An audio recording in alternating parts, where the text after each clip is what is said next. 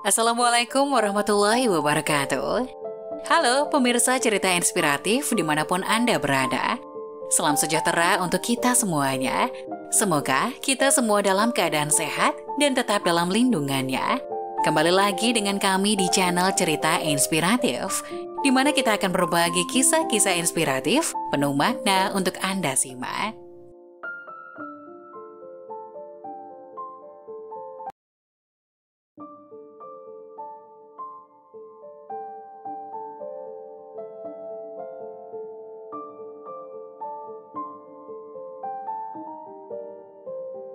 Istri curiga suami selalu pulang subuh lalu mandi. Sebuah rahasia besar pun terungkap. Seorang istri akhirnya menemukan sesuatu yang mengejutkan. Ini setelah penasaran dengan tingkah suaminya yang selalu pulang subuh dan langsung mandi dan cuci baju.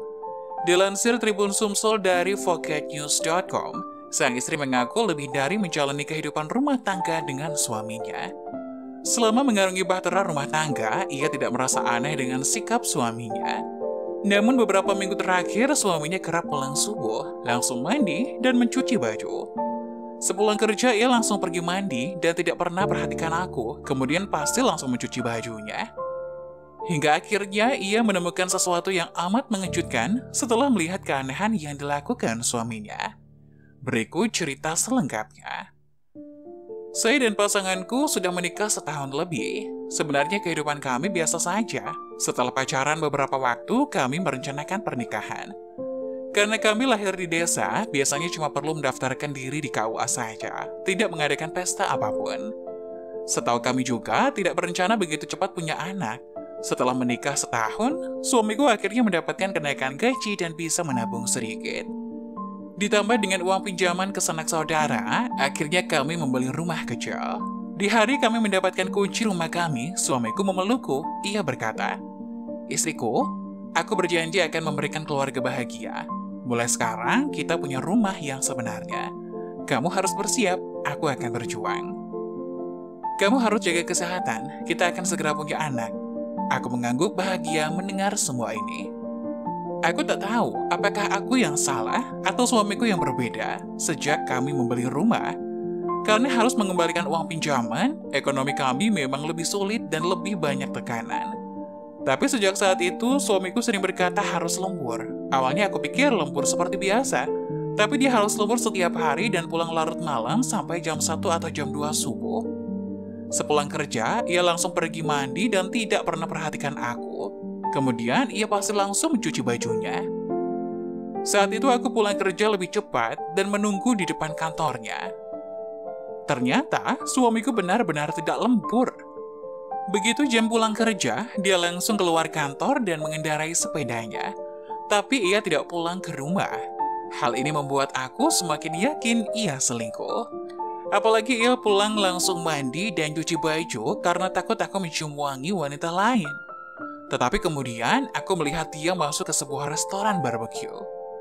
Aku waktu itu diam di seberang jalan memperhatikan. Aku melihat dia keluar dengan baju putih dan mulai memanggang daging. Suamiku memang pernah bilang, dulu dia suka memanggang daging di rumahnya, dan semua orang bilang daging panggangannya itu enak. Melihatnya sedang memanggang di sana, aku mulai meneteskan air mata. Aku memutuskan untuk menyeberangi jalan dan duduk di restorannya. Seorang pegawai menanyakan apa yang aku mau pesan. Aku cuma berkata, aku mau segelas minuman, tolong antarkan ke koki yang sedang memanggang daging. Si pegawai itu merasa aneh, namun tetap melakukannya. Saat menerima minuman itulah, suamiku mengangkat kepalanya dan melihatku. Lalu meminum habis minuman itu dan langsung menghampiri aku.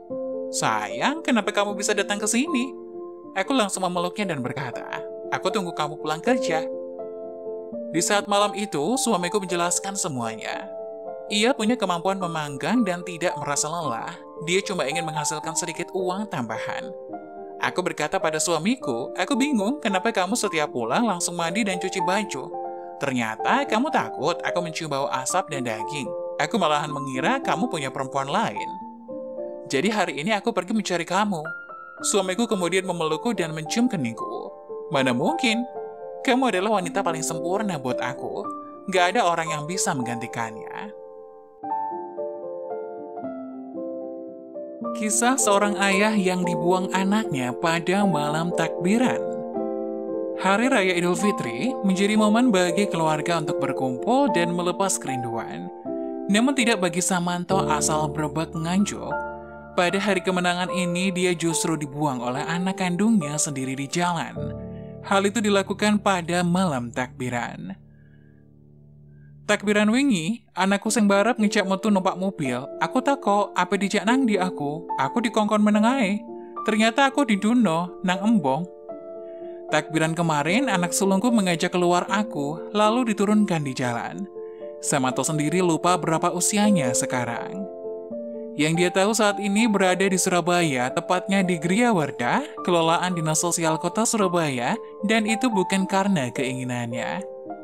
Satu yang tak bisa lepas dari ingatannya, saat semua orang menantikan malam kemenangan melalui gema takbir, saat itu pula ia ditelantarkan oleh anak kandungnya di jalan raya salah satu ruas sudut kota Surabaya. Seiling aku waktu itu, disuruh lungguh nang dalan, terus motore lungo ninggal aku dewean, ana wong gawe seragam, aku diangkut tidak lagi kene, anakku mbok aku. Seingatku waktu itu aku disuruh duduk di jalan, lalu mobilnya pergi. Kemudian ada orang memakai seragam Satpol PP. Ucapnya sambil tak terasa, air mata mengalir di pipinya Jumat 8 Juli 2016. Samanto mengakui anaknya memang terbilang kejam. Selain membuang dirinya, anaknya juga sempat menyiksa ibu kandung sendiri. Aku stroke, anakku kejam, nang omah mak yo ida-ida. Aku wis ngomong, nduk iki wong tuamu, aja teko ngono. Aku stroke, anakku kejam. Di rumah ibunya juga diinjak-injak. Aku sudah bilang, Du ini orang tuamu, jangan setega itu. Ucapnya sambil menerawang mengingat kondisi rumahnya di Brebek Nganjuk. Saat ini karena perlakuan anak sulungnya itu, Samanto tidak tahu kemana istrinya pergi. Keduanya sengaja dipisahkan. Nang omah aku gak oleh metu, aku dikongkon nang kamar terus, izin aku lorong ini. Izin karo tonggo, izin karo kancane. Di rumah, aku nggak boleh keluar. Aku disuruh di dalam kamar terus. Dia malu aku sakit seperti ini, malu dengan temannya, ujarnya. Saat tubuhnya masih segar dan kuat, Samanto bekerja sebagai salah satu penjaga keamanan di pabrik makanan ternak. Sang anak adalah penyemangat dirinya banting tulang mencari rezeki. Ia ingat, saat anaknya masih kecil, Samanto menyisihkan uang untuk membelikan sepeda. Meskipun sebenarnya kondisi keuangannya pas-pasan. Saat anaknya rewel, dia dengan sabar menggendongnya dengan jarik atau selendang agar ia kembali tenang. Saat anaknya sakit, ia ingat betapa ia dan istrinya repot membawanya ke rumah sakit. Soalnya aku wong rak duwe, jadi dia jahat. Aku gak iso ngekei mangan, akhirnya ngomel-ngomel, bapak nyaluk sepuro nak. Aku wis tau ngomong bolak-balik. Nak, nek bapak karo ibumu dua salah nyaluk sepuro. Omong ngono bojomu pisan. Soalnya aku orang tak punya, jadi dianya jahat. Aku tidak bisa memberi makan, akhirnya ngomel-ngomel. Bapak minta maaf, nak. Aku sudah berkali-kali ngomong, nak, bila bapak dan ibu mempunyai salah, minta maaf, istrimu kasih tahu sekalian. Kisahnya dengan kembali berderak air mata.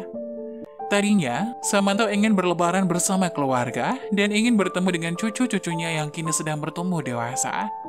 Dia rindu momen sungkem bersama sambil menikmati makanan khas. Namun harapan itu sirna.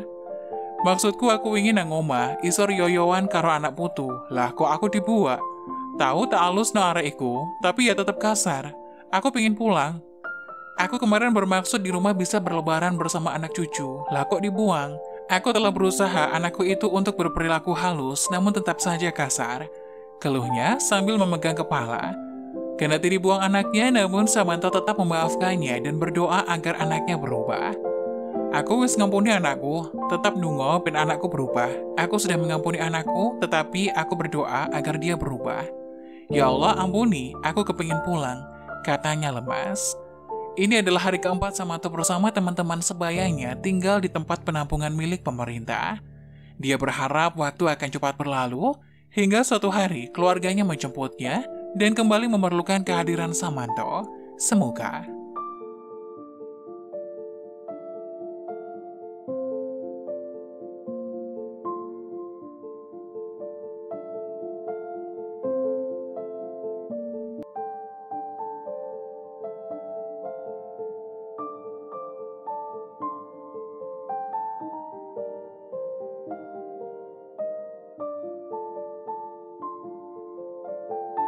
Nah, bagaimana menurut kalian?